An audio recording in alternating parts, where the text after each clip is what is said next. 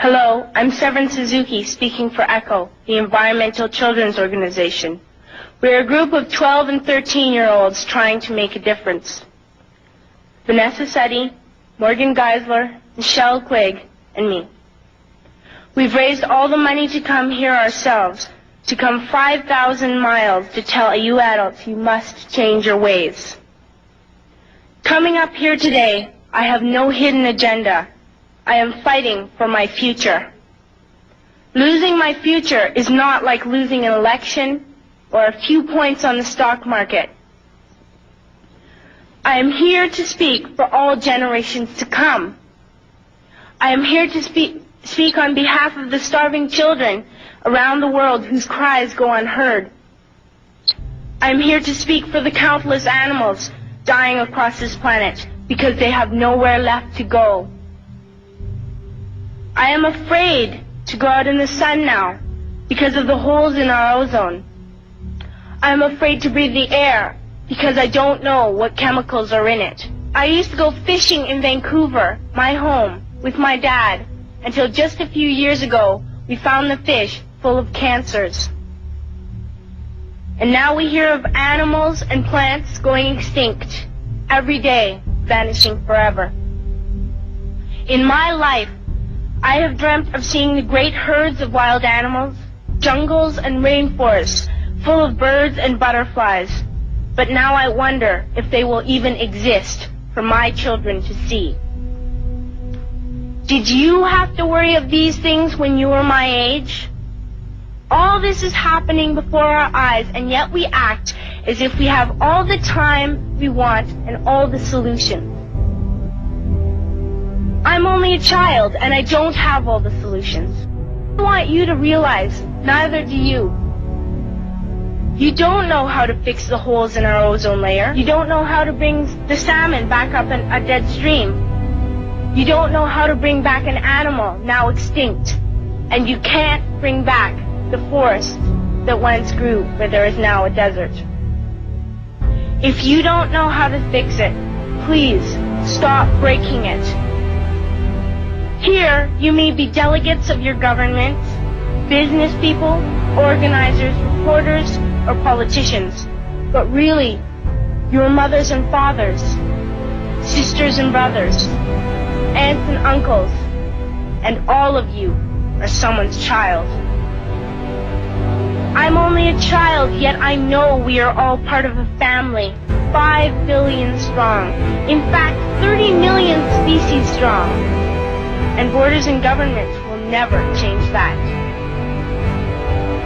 I'm only a child, yet I know we are all in this together and should act as one single world towards one single goal.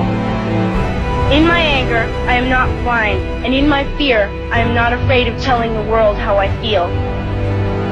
In my country, we make so much waste. We buy and throw away, and yet northern countries will not share with the needy. Even when we have more than enough, we are afraid to share. We are afraid to let go of some of our wealth. In Canada, we live the privileged life, with plenty of food, water, and shelter. We have watches, bicycles, computers, and television sets. The list could go on for 2 days. 2 days ago, here in Brazil, we were shocked when we spent time with some children living on the streets. This is what one child told us. I wish I was rich. And if I were, I would give all the street children food, clothes, medicines, shelter, and love and affection. If a child on the streets who has nothing is willing to share, why are we who have everything still so greedy?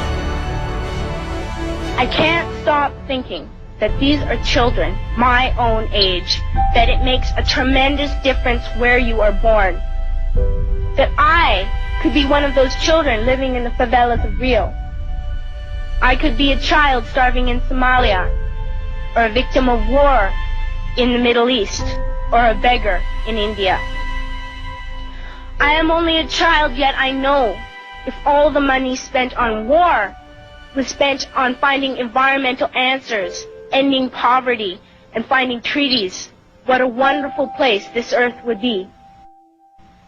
At school, even in kindergarten, you teach us how to behave in the world. You teach us not to fight with others, to work things out, to respect others, to clean up our mess, not to hurt other creatures, to share, not be greedy. Then why do you go out, do the things you tell us not to do? Do not forget why you are attending these conferences, who you're doing this for. We are your own children. You are deciding what kind of a world we are growing up in. Parents should be able to comfort their children by saying, everything's going to be all right. It's not the end of the world.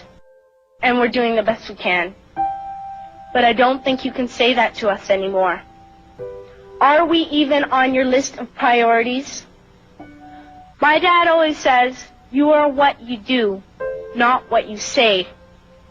Well, what you do makes me cry at night. You grown-ups say you love us, but I challenge you, please, make your actions reflect your words. Thank you.